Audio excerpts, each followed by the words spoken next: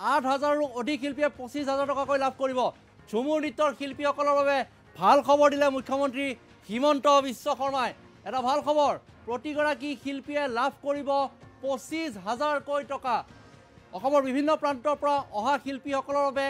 এই ডাঙৰ ঘোষণা কৰিছে মুখ্যমন্ত্ৰীগৰাকীয়ে 25,000কৈ টকা দিয়াৰ কথা ঘোষণা কৰিছে আৰু কেইবাটাও ঘোষণা কৰিছে সেয়া পৰৱৰ্তী সময়ত জনাম কিন্তু আটাইতকৈ ডাঙৰ খবৰ এই মুহূৰ্তত ঝুমুৰ নৃত্যৰ শিল্পীসকলৰ বাবে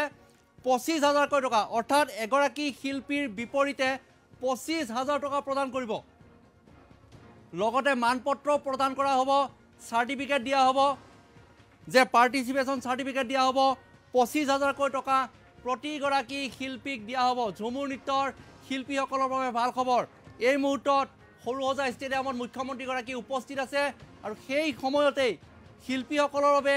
এই কথা ঘোষণা কৰিছে সৰ্বমুঠ শিল্পী প্ৰায় 9,000 শিল্পীয়ে বাদ্যযন্ত্ৰী হওক বা নাচনী হওক অৰ্থাৎ প্ৰতিগৰাকী শিল্পী মাষ্টাৰ ট্ৰেইনাৰসকলৰ বাবেও এই সুবিধা প্ৰদান কৰা হৈছে তেওঁলোকক 25,000কৈ টকা দিয়া হ'ব যেনেকৈ বিহু নৃত্যৰ শিল্পীসকলক নাচনী ঢুলীয়াক 25,000কৈ টকা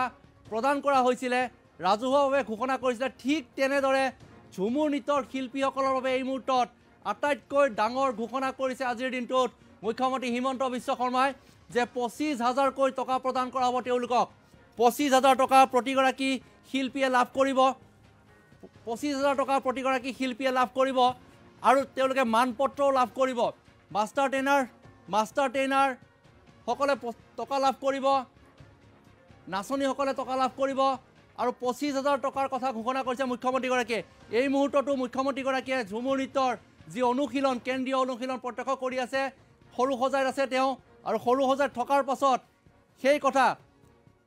ঝুমুৰ নৃত্যৰ শিল্পীসকলৰ সন্মুখত ৰাজহুৱাভাৱে ঘোষণা কৰিছে আমি খবৰ পোৱাৰ লগে লগে আপোনালোকক জনাইছোঁ যে ঝুমুৰ নৃত্যৰ শিল্পীসকলে 25,000 টকাকৈ প্ৰতিগৰাকী শিল্পীৰ বিপৰীতে 25,000 টকাকৈ প্ৰদান কৰা হ'ব ঝুমুৰ নৃত্যৰ 24 ফেব্ৰুৱাৰী তাৰিখে অৰ্থাৎ পৰহিলৈ